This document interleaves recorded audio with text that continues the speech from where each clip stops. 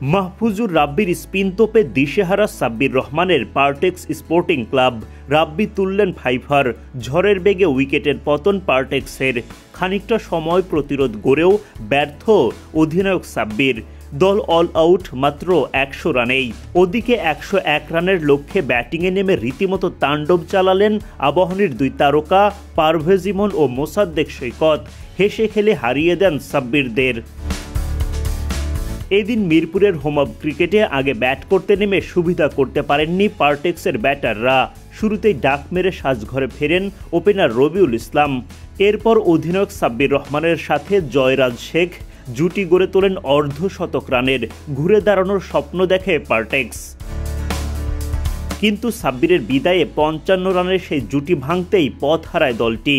৪৪ বলে ৩ বাউন্ডারিতে ২৩ রান করেন সাব্বির। ক্যাচ মিসে এক দফা উইকেট হারানো থেকে রক্ষা পেলেও রকিবুল হাসানের স্পিনের ফাঁদে পড়ে ধরা পড়েন উইকেট কিপার মোহাম্মদ মিঠুনের হাতে। এরপর জয়রাজ শেখও দ্রুতই বিদায় নেন। ৪টি ৪ ও ১টি ছক্কার সাহায্যে ইনিংস সর্বোচ্চ ৩৬ রান করেন জয়রাজ। দলের বাকি ব্যাটারদের মাঝে শুরু হয় উইকেটে যাওয়া আসার মেলা। একে একে পার্টেক্সের ব্যাটারদের বোকা বানিয়ে ফাইফার তোলেন মাহফুজুর রাব্বি। ৯ ওভার বোলিং করে ২ মেডেন সহ মাত্র ১৮ রান খরচায় ৫ উইকেট তোলেন রাব্বি।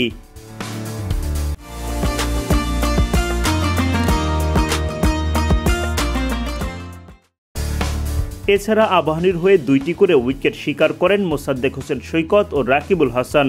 শেষ পর্যন্ত ৩৩.১ ওভারে মাত্র ১০০ রানেই অল আউট হয়ে যায় পার্টেক্স।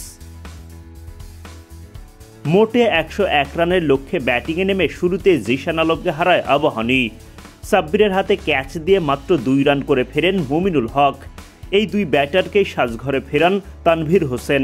এরপর মোসাদ্দেক হোসেন সৈকতের সাথে পারভেজ হোসেন ইমন গড়ে তোলেন দারুণ একটা জুটি। তাদের অপরাজিত ৮০ রানের জুটিতে ৮ উইকেটের জয় পায় আবাহনী।